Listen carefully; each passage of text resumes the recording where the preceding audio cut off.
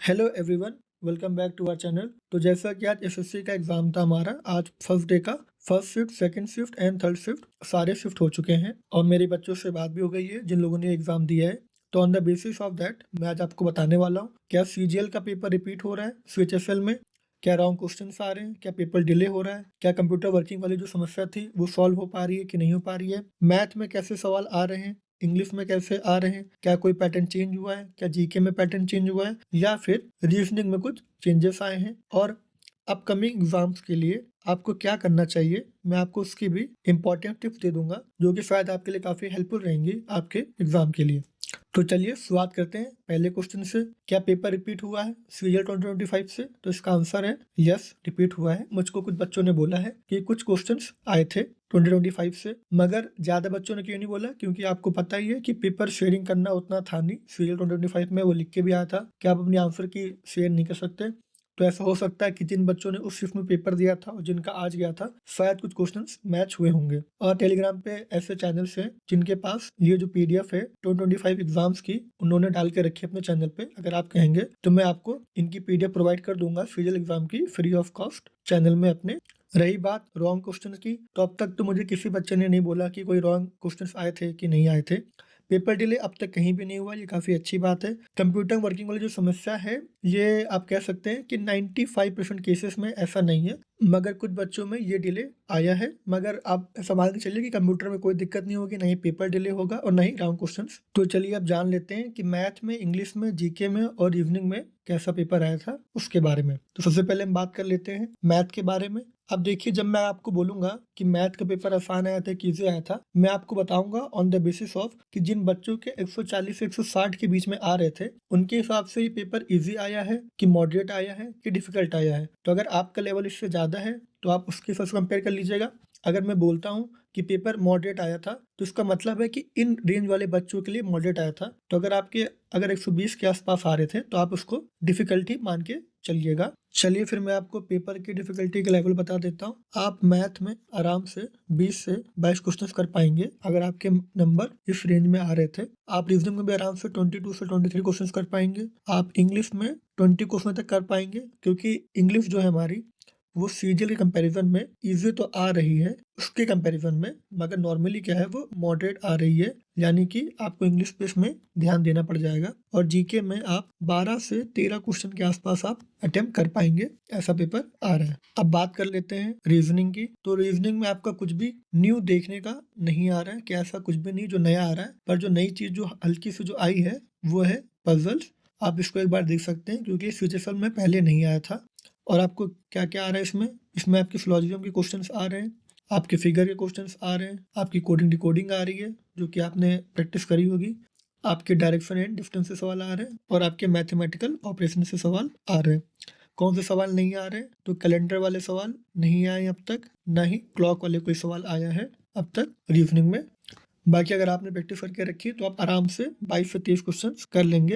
तो चलिए फिर मैथ से स्टार्ट करते हैं। तो पहले मैथ को हम डिवाइड कर लेते हैं अपना अर्थमेटिक में और एडवांस में। तो अर्थमेटिक का जो पोर्शन था वो ज़्यादा आ रहा है, किससे? एडवांस से ज़्यादा आ रहा है अर्थमेटिक का पोर्शन। इसमें लगभग 12 से 15 क्वेश्चन के करीब आ रहे हैं और इसमें लगभग 10 से 12 क्वेश्चन के आसपास आ रहे हैं। तो ये डिफरेंस है अर्थमेटिक और एडवांस में। मगर एडवांस में क्योंकि हमारे जो चैप्टर्स का नंबर है वो कम है, तो इसलिए एडवांस इंपॉर्टेंट बन जाता है। इसमें जैसे कि कोऑर्डिनेट ज्योमेट्री हो गई और हमारा मेंसुरेशन हो गया, ये हो गए हमारे इंपॉर्टेंट चैप्टर्स जिनको आपको अच्छे से करके जाना है। और हमारा ट्रिग्नो से जो हार्ड क्वेश्चंस हैं वो नहीं आए हैं अब तक, जो इजी हैं वही आ रहे हैं, बेसिक्स वाले, कि अगर tan थीटा लेस से 3/5 है तो cosec थीटा क्या होगा, ऐसे वाले क्वेश्चन आ रहे हैं। और इनसे भी जो क्वेश्चन आ रहे हैं वो नॉर्मली हमारे फॉर्मूला बेस्ड आ रहे हैं, तो वो भी आपसे आराम से हो जाएंगे अगर आपने फॉर्मूला करके रखा है। और अर्थमेटिक में हमारा परसेंटेज हो गया, प्रॉफिट एंड लॉस हो गया और डिस्काउंट हो गया। इन सबसे आप दो दो क्वेश्चन मान के चलिए। तो यानी कि अगर आप ये 3 चैप्टर करके जाते हैं तो आपके लगभग 5 से 6 क्वेश्चन यहीं से ही आपके हो जाएंगे। तो 6 क्वेश्चन आपके यहाँ से हो जाएंगे और 4 से 5 क्वेश्चन आपके यहाँ से हो जाएंगे। मतलब आप आधा पेपर, ये 3 से 6 चैप्टर पढ़ के आप आधा पेपर मैथ का आप आराम से कर लेंगे। और ज्योमेट्री से भी क्वेश्चन आए थे हमारे, तो आपको टीसीटी, डीसीटी और सेकंड वाली जो थ्योरम्स हैं, आपको इसको अच्छे से तैयार करके जाना है। आपको ट्रायंगल में सिमिलैरिटी करके जाना है, क्योंकि इससे क्वेश्चंस आ रहे हैं। और अर्थमेटिक में आपका एवरेज से लगभग 2 सवाल, SI से आपका एक सवाल आया है जो कि आपके सिंपल SI वाला जो फॉर्मूला है अपना P/R/T, इससे अपना अपॉन 100 वाले फॉर्मूले से ही आपका ये हो जाएगा। फिर टाइम एंड डिस्टेंस से आपका एक सवाल आया है, बेसिक से आपका टाइम एंड वर्क से भी एक सवाल आया है बेसिक से। और बेसिक मतलब आप इसको कर लेंगे आराम से, कुछ हार्ड इसमें से नहीं आ रहा है। यानी कि आपको मैथ में बस सेक्शन वाइज प्रैक्टिस करनी है और आपको जो फॉर्मूले थे उनको बस आपको रिवाइज करना है बार बार। और ये जो मैंने आपको इंपॉर्टेंट टॉपिक्स बताए हैं, अगर आप इनको कर लेंगे तो आपका पेपर मैथ का मोटा मोटा हो जाएगा आराम से। अब बात कर लेते हैं सबसे इम्पोर्टेंट चीज जो कि है इंग्लिश की, क्योंकि सीजन में बहुत बच्चों के नंबर अकेले सिर्फ इंग्लिश नहीं खराब कर दिए थे, तो आपको इंग्लिश में ज्यादा ध्यान देने की जरूरत पड़ेगी। इसमें जो पहली बार आए हैं वो है रीडिंग कॉम्प्रिहेंशन वाले क्वेश्चंस। तो अगर आपकी इससे प्रैक्टिस नहीं है तो आप इसकी प्रैक्टिस कर लीजिए। क्या ये सीजल से ज्यादा हार्ड आ रहा है? तो इसका आंसर है नहीं, सीजल का ज्यादा हार्ड था इसके कंपेरिजन में, मगर ये भी काफी मॉडरेट लेवल के आसपास का आ रहा है। तो आपको कॉम्प्रिहेंशन की प्रैक्टिस अच्छे से कर लेनी है। कि आपको सीजल वाले जो पेपर हुआ था 2025 में, अगर आपके पास उसकी PDF है इंग्लिश की, तो क्या आपको उससे हेल्प मिलेगी? तो इसका आंसर है हाँ, आपको उससे इंग्लिश में हेल्प मिल जाएगी। इसमें आपके जो एंटोनियम सिनोनियम आ रहे हैं, एंटोनियम और सिनोनियम, और आपके जो फिलअप्स आ रहे हैं, ये आप आराम से, अगर आपने ब्लैक बुक करके रखी है तो ये आपसे हो जाएंगे। अगर आपने से कौन से जो 200 मोस्ट इंपॉर्टेंट जो सेक्शन है ब्लैक बुक का अलग से, अगर आपने वो करके रखे हैं तो ये आपसे आराम से हो जाएंगे। इसमें फिलअप्स के क्वेश्चन आ रहे थे। तो यही है इंग्लिश का सीन, आपको सबसे ज्यादा कॉम्प्रिहेंशन पे ध्यान देना है। और आपको एरर के भी 2 क्वेश्चंस आए हैं जो कि आप आराम से कर लेंगे। अगर आपको नाउन, एडवर्ब और प्रीपोजिशन में अगर आपकी कमांड है तो आप ये भी कर लेंगे। PQRS के क्वेश्चन भी आ रहे हैं, तो अगर आप चाहें तो आप इसके और इसके लिए आप अमन सर या किसी भी टीचर की आप वीडियो देख सकते हैं। तो वो आपको उसके बारे में टिप्स एंड ट्रिक्स बता देगा कि पहले क्या क्या करना होता है। सबसे पहले आर्टिकल देखना होता है, सेंटेंस एंड होता है, तो वर्ड्स की फॉर्मेशन कैसे करना है, आपको ये सब कुछ अगर आप इसकी वीडियो देख लेंगे तो इससे आपको काफी हेल्प मिल जाएगी आपके एग्जाम के लिए। अब बात कर लेते हैं the most unpredictable thing, GK के बारे में। तो जीके में इस बार जो सबसे अलग चीज आई है वो है कि इस बार साइंस के क्वेश्चंस दोबारा से पूछ लिए गए हैं, जो कि हमारी सीजन में उतने पूछे नहीं जाते थे, मगर साइंस के क्वेश्चन पूछे गए हैं। यहाँ तक कि बायो से अकेले ही 2 से 3 क्वेश्चन पूछे जा रहे हैं हर शिफ्ट में, और साइंस से आप आराम से 4 से 5 क्वेश्चन की उम्मीद कर लीजिए जो कि आ रहे हैं। यानी फिजिक्स से लगभग 1 क्वेश्चन, केमिस्ट्री से भी 1 क्वेश्चन, मगर बायो से 2 से 3 क्वेश्चन आ रहे हैं।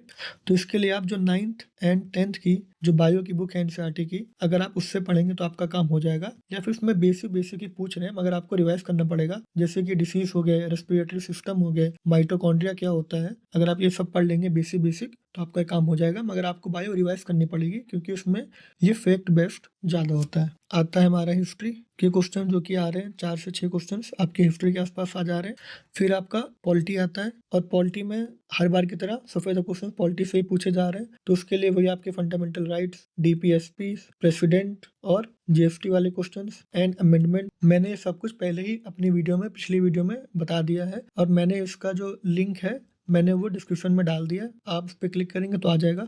उसमें मैंने सीजल में 2025 में जो सबसे ज्यादा जो क्वेश्चन पूछे गए थे वो मैं ऑलरेडी कर रहा हूँ, और क्योंकि पेपर उसके क्वेश्चन उससे आ रहे हैं तो आपको काफी हेल्प मिलेगी।